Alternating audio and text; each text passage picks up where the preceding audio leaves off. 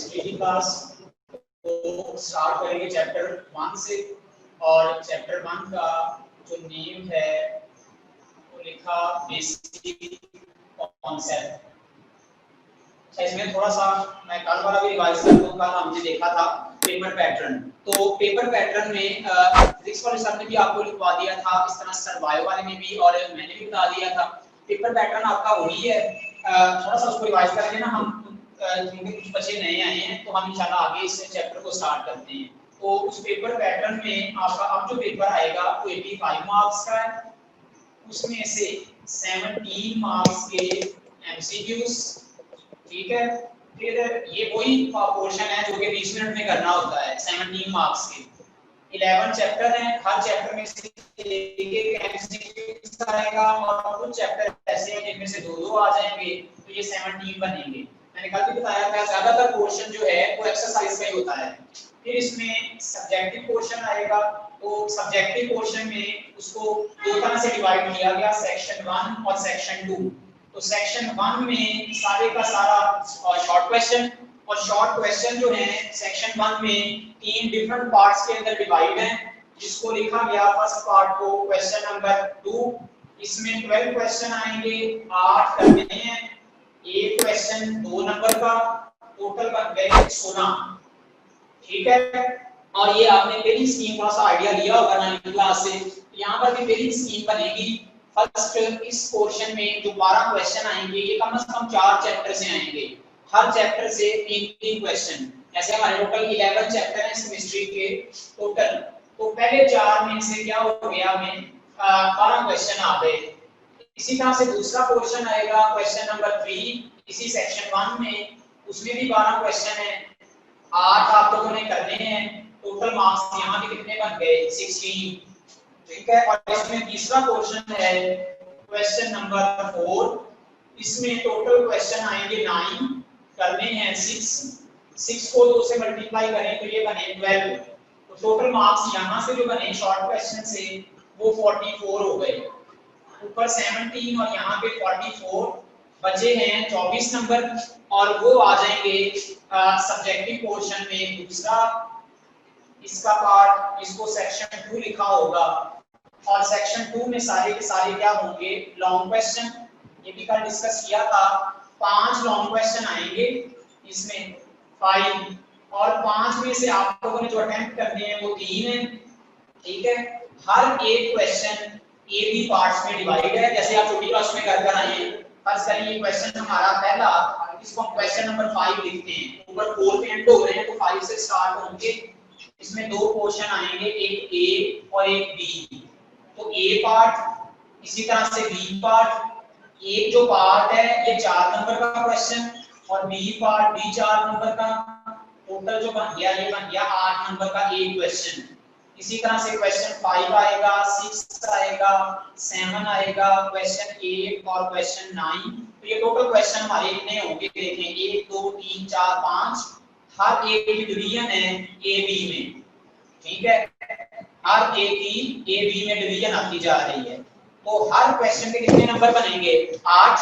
अब 3 इसमें से करने हैं, तो 8 को 3 से मल्टीप्लाई करते हैं तो ये बनेंगे 24। देखें 24 ऊपर बचे थे, टोटल जो नंबर हो गए वो पेपर के हो गए 85, ठीक है। ये कल थोड़ी सी हमने डिस्कशन की थी क्योंकि कुछ बच्चे नए थे तो मैंने इसको रिवाइज करवा दिया कि आप लोगों का पेपर पैटर्न जो है अब वो 9 से चेंज है। उसमें मेरा 60 मार्क्स का पेपर होता है, शायद यहाँ पे 85 का हो जाएगा। और उसमें आप पेरिंग स्कीम में 4 चैप्टर याद करते हैं एंड पे। यहाँ आपने 11 में से कम 6 चैप्टर करने हैं, तब आपको कोई से 3 लॉन्ग क्वेश्चन 5 में से तैयार होंगे, ठीक है। वो पेरिंग स्कीम में बता देते होते हैं कि ये क्वेश्चन यहाँ से आ रहा है तो वो चैप्टर कर लेते हैं। तो यहाँ कम 6 चैप्टर करने हैं। अब हम आते हैं अपने टॉपिक की तरफ, बेसिक कॉन्सेप्ट। इसमें हमने ना कल मैंने कहा था कि हम देखेंगे कि केमिस्ट्री की डेफिनेशन कैसे बनी, ठीक है। केमिस्ट्री आप छोटी क्लास में भी पढ़ते हैं, उसको डिफाइन करते हैं, उसकी वहां पर डेफिनेशन इतनी क्लियर नहीं है। तो हम थोड़ी सी हिस्ट्री से देखते हैं कि केमिस्ट्री की डेफिनेशन बनी कैसे। तो वो हिस्ट्री में यहाँ से हमने स्टार्ट करना है। ये बात है 15 या 14 सेंचुरी की, ठीक है। 14 और 15 सेंचुरी की बात है। और उस टाइम पे जो लोग थे उनको डिनोट करते थे केवमैन से, ठीक है। और इसके साथ साथ इसके अगर हिस्ट्री पढ़ें तो उसमें एक वर्ड यूज होता है अल्केमी का, ठीक है। केवमैन और अल्केमी क्या है, कहता है उस टाइम पर हम अल्केमी को साइंटिस्ट भी कह सकते हैं, और ये वो आदमी है जो कि गार के अंदर रहा करते थे। ये करते क्या थे, ये पहाड़ को, रॉक्स को लेकर उसको जलाते थे, तो जलाकर उसमें से मेटल हासिल किया करते थे। तो इस प्रोसेस को उसने लिखा है, ये किताब में बातें नहीं है, कुछ हिस्ट्री पढ़ रहे हैं, ये आ जाएगा टर्न रॉक्स इनटू मेटल। कौन कौन सी मेटल, जैसा कि कॉपर, कॉपर को Cu से डिनोट करते हैं। कौन सी मेटल, जैसा कि आयरन, आयरन को Fe से डिनोट करते हैं। इसी तरह से एक और प्रोसेस है गोल्ड की एक्सट्रैक्शन का, ठीक है, सोना हासिल करना, गोल्ड एक्सट्रैक्ट करना। तो ये जो केवमैन और अल्केमी है, अल्केमी का मतलब है कि स्टार्ट में 14वीं या 15वीं सदी में केमिस्ट्री का वर्ड नहीं था, उस टाइम पर लोग अल्केमी इसको प्रोसेस को कहा करते थे। कौन सा प्रोसेस था, जो हमने यहाँ पर एक वर्ड लिखा है, टर्न रॉक्स इनटू मेटल। क्या मतलब, वो कहते हैं कि रॉक्स को लेकर ये गर्म करते थे, फायर फैलाते थे, तो इसको हाई टेम्परेचर पर हीट करते जाना, तो वो रॉक में किसमें चेंज हो जाना, मेटल्स में। आपने 10वीं क्लास में ना एक टॉपिक भी पढ़ा होगा मेटलर्जी का, उसमें आपने ये देखा होगा कि हम जो मिनरल लेकर आते हैं उसकी आपने पढ़ा होगा, रोस्टिंग करते हैं, स्मेल्टिंग करते हैं, उसमें आपने पढ़ी है बढ़ी है बेसिफाइजेशन। उसमें यही प्रोसेस होता है कि हाई टेम्परेचर पर हीट करते हैं, तो वो उसमें से आपने पढ़ा था कि स्लैग निकलना शुरू हो जाती है और एंड पर कॉपर मेटल मिल जाती है। तो ये वही प्रोसेस के 14 या 15 सेंचुरी के अंदर ये काम लोग करते थे कि रॉक को कन्वर्ट करते थे मेटल्स में। तो उस टाइम अल्केमी को कैसे डिफाइन करते थे कि चेंजेस, ठीक है, turn one form into an other, changes या turn one form to an other, एक फॉर्म को दूसरी फॉर्म में चेंज करने के प्रोसेस को, इस अमल को क्या बोला करते थे, अल्केमी। तो इसलिए इसको ना अल्कीमिया के नाम से भी पहले कहा करते थे कि वो अल्कीमिया हमारे पास एक साइंस की ऐसी ब्रांच है जिसमें एक चीज को दूसरी चीज में क्या कर देते हैं, चेंज कर देते हैं। अब इसके बाद जैसे जैसे थोड़ा सा आगे जमाना गुजरता गया, चेंजेस आना भी शुरू हुई, उसमें फिर लोगों ने ये देखा, कुछ ग्रीक के फिलोसफर, ठीक है, ग्रीक के फिलोसफर, यूनान के फिलोसफर, समझते हैं फिलोसफर का ये मतलब होता है कि चीजें जो हमारी नेचर में हैपन होती हैं, वाकया होती हैं, तो वो इनके बारे में बताना कि ये कैसी होती हैं और क्यों होती हैं, इस चीज को कहते हैं फिलॉसफी। किसी चीज का तजस्सुस देखना, उस चीज को बयान करना कि इस तरह से हो रहा है, तो उनको कहते हैं फिलोसफर्स, तो इस तरह इसको बयान करते हैं। तो ग्रीक फिलोसफर्स, वैसे आजकल जो लोग एमफिल कर जाते हैं उनको भी फिलोसफर्स कहा करते हैं। तो ग्रीक के फिलोसफर ने ना उस टाइम ये देखा कि हम ये करते हैं कि जो हम गोल्ड हासिल करते हैं, जो हमने ऊपर प्रोसेस पढ़ा है या फिर मेटल हासिल करने का, इसी तरह से वो गोल्ड भी हासिल करते थे। ये तो नेक्स्ट ग्रीक फिलोसफर ने क्या किया, जो हमने ऊपर चीज पढ़ी है कि एक चीज को दूसरी में चेंज करना, उन्होंने ये देखना शुरू किया कि हम किस तरह से कुछ चीजें लेकर उनसे गोल्ड बना सकते हैं। तो इस चीज के लिए जरूरी ये था कि हम ये देखें कि गोल्ड दरअसल बना किस चीज का है, ठीक है। अगर हमें ये पता हो ना कि ये चीज में इस तरह की एलिमेंट या इस तरह की इसमें चीजें मौजूद हैं, तो हम उसको बना सकते हैं। ऐसा ही है, जैसे हम किसी चीज की एग्जांपल ले लें, हम इस मार्कर की एग्जांपल ले लें, तो हमें ये पहले, अगर हम इसको बनाना चाहते हैं तो हमें ये पता होगा कि इसके बाहर वाली कवरिंग प्लास्टिक है, अंदर इसके एक फॉर्मी मटेरियल रखेंगे जिसमें इंक भरेंगे और टिप होनी चाहिए लिखने के लिए। तो गोल्ड को बनाने के लिए भी फिर ये था कि हम ये चीजें देखें कि ये बना किससे है, ताकि हम डिफरेंट चीजें लेकर इसको क्या कर सकें, मैन्युफैक्चरिंग कर सकें। तो यहाँ से एक चीज आना शुरू हुई कि हमें सबसे पहले ये देखना होगा कि जो चीज हमने बनानी है वो किस चीज से मिलकर बनी है, और फिर दूसरा कि क्यों कोई चीज, एक जो चीज है वो दूसरी चीज में चेंज हो जाती है, इस चीज को भी एक्सप्लेन करने लगे। क्योंकि फिलोसफर का मैंने बताया, ये फिलोसफर यही करते हैं कि वो बताते हैं कि रॉक्स इसमें क्यों चेंज हो रहा है, या हम कोई चीज लेकर गोल्ड क्यों बना सकते हैं। तो यहाँ दो चीजें फिर उस वक्त फिलोसफर ने देखनी थी। पहली चीज, what are the element which are made for a particular things. कोई एक हम पर्टिकुलर थिंग्स ले लें, कोई एक, जैसे मैंने मार्कर की एग्जांपल ली, तो हमने उसमें ये देखना था इसकी मेड, ये बना किससे है। दूसरा, अगर हम बनाना चाहते हैं तो ट्रांसफॉर्मेशन हम किस तरह से कर सकते हैं, किस तरह से एक चीज दूसरी चीज में क्या होती है, चेंज होती है। तो पहले अल्केमी क्या था, जिसको हम पुराने वक्तों में केमिस्ट्री में अल्केमी कहते थे, वो ये था कि एक चीज का दूसरी में चेंज होना, ट्रांसफॉर्मेशन, चेंज। यहाँ दो चीजें आ गई, ये देखना कि जो चीज हम बना रहे हैं वो किससे मिलकर बनी है और फिर वो किस तरह से उसमें चेंज आ रही है। तो इस चीज को लेते हुए अल्केमी वर्ड फिर जो है वो किसमें चेंज हो गया, केमिस्ट्री में। तो फिर हम केमिस्ट्री की आप डेफिनेशन करते हैं, केमिस्ट्री की डेफिनेशन क्या होगी। हम यहाँ थिंग्स नहीं यूज करेंगे, हम यहाँ वर्ड यूज करेंगे मैटर का। तो हम यहाँ ये भी लिख सकते हैं कोई एक पर्टिकुलर मैटर किस चीज से मिलकर बना। तो केमिस्ट्री का मैं डेफिनेशन लिखता हूँ, it is the branch of science which deals with the study of matter. ठीक है, हमने क्या करना है, study of matter. Study mean क्या मतलब कि वो किस चीज से मिलकर बना है, इस चीज को कि वो किससे मिलकर बना है, हम इसको दो वर्ड से लिखते हैं और वो दो वर्ड क्या है यहाँ पर, कंपोजिशन ऑफ मैटर। मतलब स्टडी ऑफ मैटर में हम दरअसल क्या देखेंगे, कंपोजिशन, कि वो किस चीज से मिलकर बना है और साथ साथ उस मैटर की प्रॉपर्टीज। तो डेफिनेशन देखें क्या बनी, it is the branch of science which deals with the study of matter. Study में दो चीजें देखनी होती हैं, कंपोजिशन किससे मिलकर बना और वो कौन सी प्रॉपर्टी शो करता है। प्रॉपर्टी से पता चलता होता है कि हम ये चीज किस तरह से बना लेंगे। ठीक है, तो composition of matter, properties of matter. और हमने ऊपर ये दूसरी चीज क्या लिखी है, ये पहली डेफिनेशन हुई है इस वर्ड की। दूसरी डेफिनेशन है कि हमने वो असूल देखने हैं, वो प्रिंसिपल बताने हैं कि किस तरह से कोई चीज दूसरी में चेंज हो सकती है। तो composition of matter, properties of matter. और इस चीज को एक्सप्लेन करने के लिए केमिस्ट्री के अंदर कुछ लॉज और असूल बने, तो हम लिखते हैं एंड लॉज और principle which describe these changes या these transformation।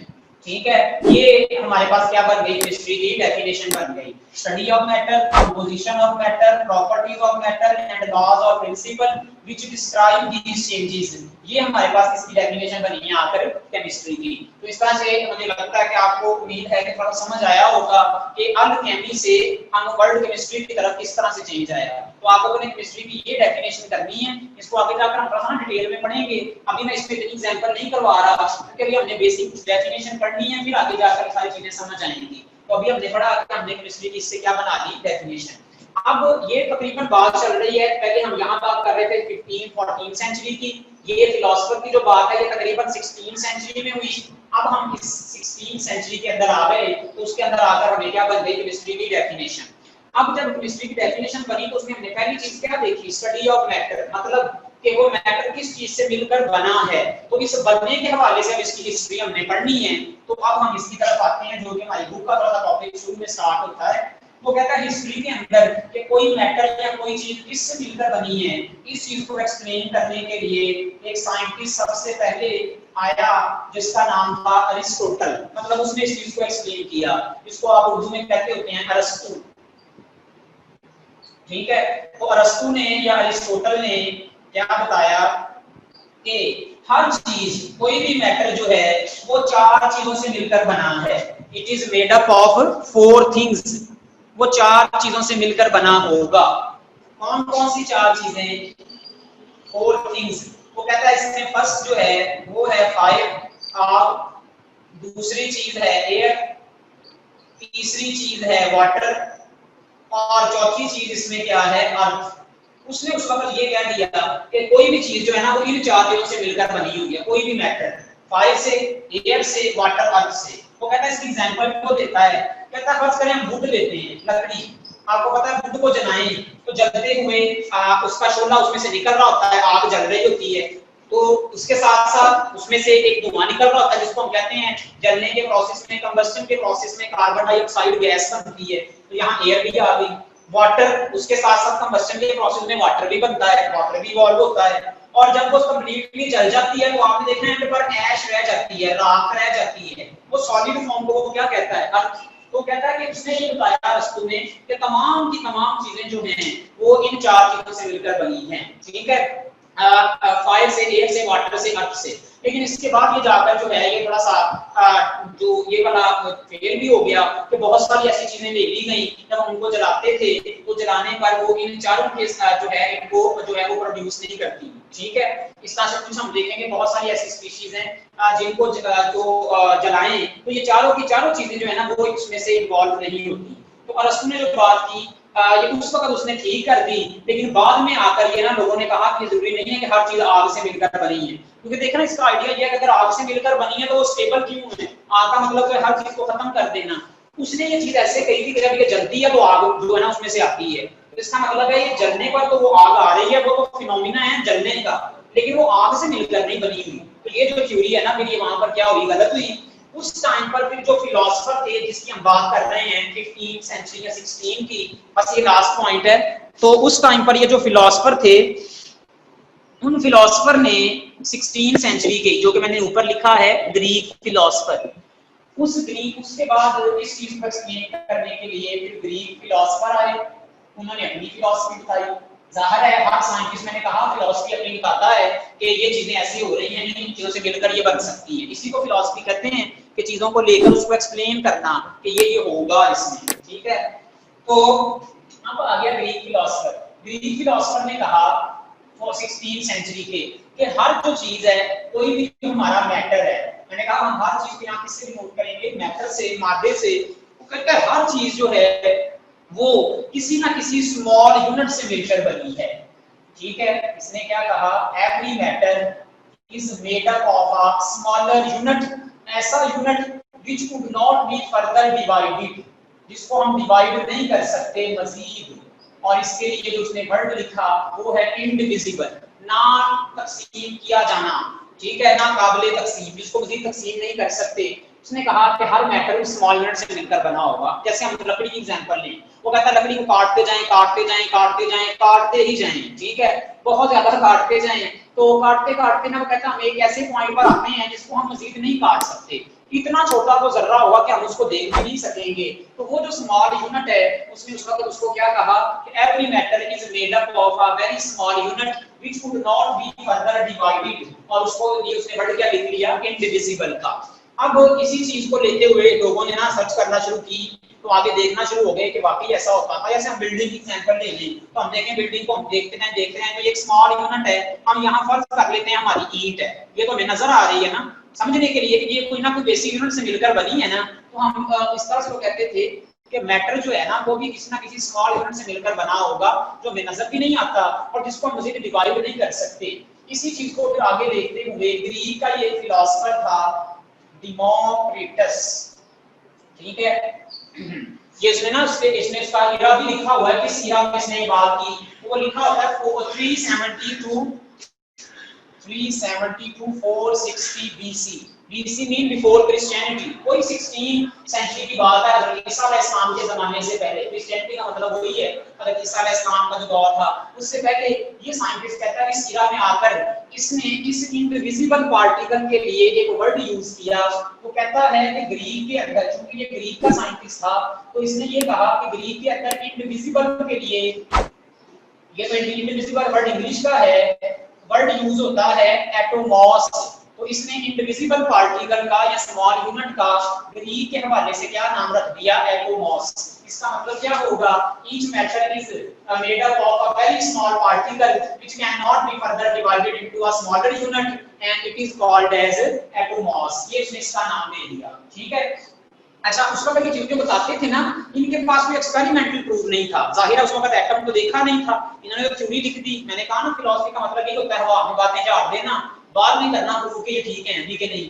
तो उन्होंने तो उस वक्त यही कह दिया था कि कोई ऐसी चीज होगी जो हमें नजर नहीं आती, तो जाहिर है अगर नजर नहीं आती तो कहते हैं फिर इसका कोई एक्सपेरिमेंटल तो नहीं ना प्रूफ कि ये है भी है कि नहीं। तो उस टाइम ग्रीक फिलोसफर इस चीज को नहीं जानते थे, वो सिर्फ अपनी एक फिलॉसफी दे चुके थे कि ऐसा कुछ, और उसने इसके लिए वर्ड का यूज कर लिया, एटोमॉस का यूज कर लिया। बात समझ आई? तो उनके पास ना कोई एक्सपेरिमेंटल एविडेंस नहीं था। फिर इसी चीज को लेते हुए आगे बात चलना शुरू हुई। तो अब आ गई इसके बाद 17th सेंचुरी। ठीक है, बल्कि इससे पहले एक और चीज यहाँ हम लिख लेते हैं, यहाँ 17th सेंचुरी से बाद में स्टार्ट करते हैं। ये जो डिमोक्रिटस था, इसने एक वर्ड यूज किया था एलिमेंट का।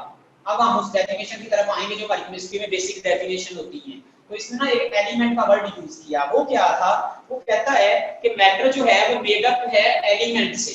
ठीक है, एलिमेंट को यहाँ पर हम क्या अभी देखते हैं एलिमेंट की डेफिनेशन क्या है, लेकिन उससे पहले एक डेफिनेशन और कर लें, या आपने छोटी क्लासों में ना पढ़ी होंगी। सब्सटेंस क्या हुआ करता है, सब्सटेंस कहते हैं a pure, any pure thing, anything ऐसे लिख लेते हैं इसको, anything which is pure and uniform throughout। कोई भी चीज जो प्योर हो और वो यूनिफॉर्म रहे, हमेशा एक जैसी ही रहे, उसको क्या बोला करेंगे, सब्सटेंस बोला करेंगे। ठीक है, जैसे हम एक मेटल ले लेते हैं सोडियम, अगर ये प्योर फॉर्म में है, खाली सोडियम है, तो ये हमेशा ऐसी ही रहेगी, प्योर होगी तो हम इसको क्या लिख सकते हैं, सब्सटेंस। ऐसे आप ये लिख लें कार्बन डाइऑक्साइड, अगर ये खाली गैस, खाली कार्बन डाइऑक्साइड है गैस, इसमें कोई और गैस नहीं है, प्योर गैस है, तो ये हमेशा इसी फॉर्म में रहेगी। एक कार्बन एटम दो ऑक्सीजन एटम के साथ अटैच होगा, तो हम इसको भी क्या बोल सकते हैं, substance. Anything which is pure और यूनिफॉर्म, जिस तरह की उसकी कंपोजिशन है, जिन चीजों से वो मिलकर बनी है, वो हमेशा वैसी रहे, उसको क्या बोल सकते हैं, सब्सटेंस। अब सब्सटेंस दो तरह का हो सकता है, जैसे अगर हम इसकी बात करें तो इस सब्सटेंस को हम क्या लिख सकते हैं, एलिमेंट। ये वर्ड किसने यूज कर लिया था, डेमोक्रिटस ने। और अगर हम इसकी बात करें तो हम इसको मॉलिक्यूल भी लिख सकते हैं, या अगर ये प्योर है तो हम इसको क्या लिख सकते हैं, कंपाउंड। तो हम डेफिनेशन की तरफ आते हैं, व्हाट इज एलिमेंट। एलिमेंट को डिफाइन करते हैं अ सब्सटेंस। ठीक है ना, हमने ऊपर क्या बोला है कि एक सब्सटेंस है जो कि दो तरह का हो सकता है। ठीक है, कंपाउंड की फॉर्म में, एलिमेंट की फॉर्म में। A substance which is made up of small particle having same atomic number। ठीक है, वो कहता है कि ऐसा सब्सटेंस कि अगर हम उसकी देखें तो वो छोटे छोटे से पार्टिकल से मिलकर बना होगा। मैंने ऊपर क्या बताया, डेमोक्रिटस ने क्या वर्ड यूज किया था, एलिमेंट का। क्यों उसने एलिमेंट कहा, कि अगर हम मैटर के हवाले से देखें ना, हम कहते हैं हमारा मैटर यहाँ पर क्या बन गया, एलिमेंट बन गया, कि ये कोई ना कोई छोटे यूनिट से मिलकर बना होगा, जिसको छोटा यूनिट उसने क्या कहा था, एटोमॉस कहा था। तो अब वो उसी डेफिनेशन कर रहा है कि हम इसको एलिमेंट क्यों कह रहे हैं, किस चीज को हम एलिमेंट बोलेंगे। तो वो कहता है ऐसा सब्सटेंस होगा जो कि छोटे यूनिट से मिलकर बना होगा, और वो छोटे यूनिट कौन से होंगे, जिनका एटॉमिक नंबर सेम होगा। इसको सिर्फ आप समझ लें, फिर इंशाल्लाह कल हम इससे आगे चलेंगे। कि अगर देखें, हम कहते हैं ये मेरे पास ना एक डॉट है, हम इसी किताब में पढ़ेंगे, वो लिखता है कि इस एक डॉट के अंदर 20 लाख एटम है। इतने ज्यादा एटम, इसका मतलब एटम बहुत छोटा पार्टिकल है। तो फर्ज करें मैं ये सोडियम के एटम लिख रहा हूं, मैं कहता हूं ये एटम क्या है, सोडियम के। तो अगर मैं इतना एक सोडियम ले लेता हूं, इतना एक सर्कल है, तो इनके मैं ना छोटे छोटे से एटम बनाता हूं, इस तरह छोटे सर्कल से, ये एटम को रिप्रेजेंट कर रहे हैं। मैं कहता हूं ये एक, बहुत सारे सोडियम के एटम मिले हैं, तो इन्होंने मिलकर ये हमें कितना सा पीस दिया सोडियम मेटल का टुकड़ा। तो अगर तो ये खाली सोडियम के एटम है, खाली ये प्योर फॉर्म में है, तो हम इसको क्या लिख सकते हैं, सब्सटेंस।